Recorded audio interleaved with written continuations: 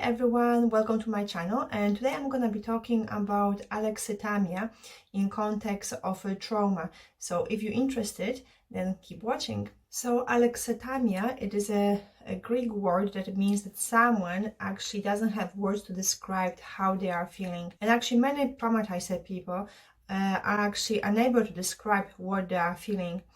So and the reason for that, it might be because they have actually problem with connecting with their bodies. They have problem with recognizing what the body is experiencing. So they might be talking about something and that would make them angry, and you will see that in their facial expressions.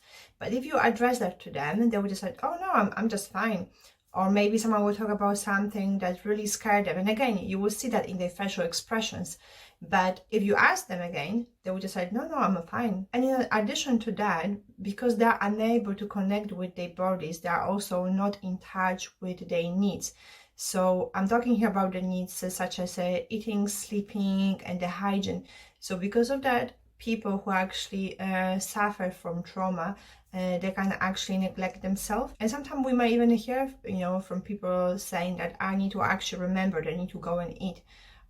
Because they might not physically feel the need to go and eat. So now looking at a different example. So if you ask someone who didn't suffer any trauma, what they would feel if they will maybe be faced with a huge bear in a woods, perhaps they would just say that they will be really scared, frightened. But if you ask someone who actually suffered trauma and who's perhaps experiencing alexithymia, their response might be completely different. And they might just say, I don't know, perhaps I would just start running. People who suffer from alexithymia, they tend to actually recognize their emotions as physical problems.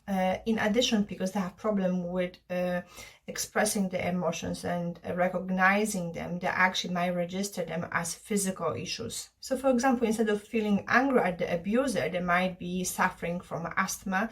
They might have many unexplained physical symptoms. And even people who suffer from eating disorder, they're also experiencing similar issues. So about 3/4 of patients with anorexia nervosa and about half of the patients with bulimia, they actually have problems with expressing their emotions. So Richard Lane, who's a professor of psychiatry, he conducted a research with people who suffer from alexithymia, and he did confirm that they actually really struggle with describing the emotions that they were shown to them on pictures. Also, Bessel Van Der Kolk, who wrote the book Body Keeps the Score, he talks in his book about survivors of concentration camps, who actually later after the war, they became successful at their professions, for example, but they really struggle with their interpersonal relationships. By being able perhaps suppress their emotions, they were able to succeed in their life in terms of, maybe their finances, their education. But because they were so emotionally distant, they really struggle with creating new relationships or in maintaining the current relationships. So very often people who do suffer from trauma, they actually complain about feeling numb, not being able to feel anything, feeling emotionally distant. And sometimes when people who suffer from trauma, when maybe they're faced with stress, they just respond to it with rage, or they just zoom out. So it's just like on these two extremes. And then if you ask them what upset them, they might again have problem to describe what it was that made them so upset. And partially because they are so distant from their bodies, perhaps they are more vulnerable to being re-victimized, and perhaps in more severe cases, when that experience of being not in touch with your body can go to other extreme, to another level, we can then call it depersonalization. So sometimes actually we can have people who will describe this like out of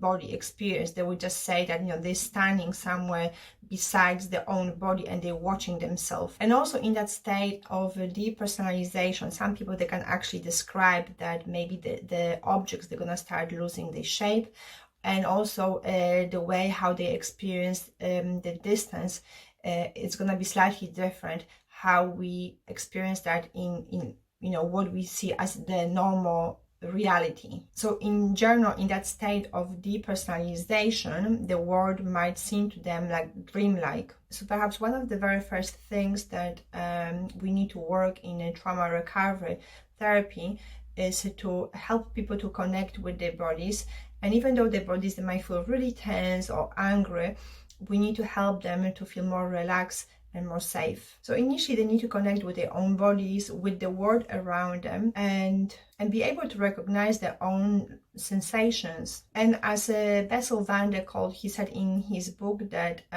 being able to connect to your body, being able to connect to self is like the first step in a trauma recovery work. He talks that in these initial sessions when we work with someone who suffered from post-traumatic stress disorder trauma, there need to be actually a lot of conversations spent trying to help them to notice how they are feeling, trying to help them to notice what sensations are they feeling in their body. So is it like tingling sensation, numbness, maybe feeling hot or cold? By trying to refocus the conversation into the body, will really then help them as well to recognize slowly their emotions. Sometimes even that basic awareness of how the body is moving, whether it's moving right or left, how the person is sitting on a chair, whether they're sitting deep in a chair or they're just sitting on the edge, that already could help them to start the conversation of what's going on in their bodies and what's going on in their minds. And actually initially when we started working with someone, helping them to connect to their body and also helping them to connect with their emotions, it can be really distressing for them, because we need to recognize that for some of them, actually for many years, they might be completely disconnected from those experiences.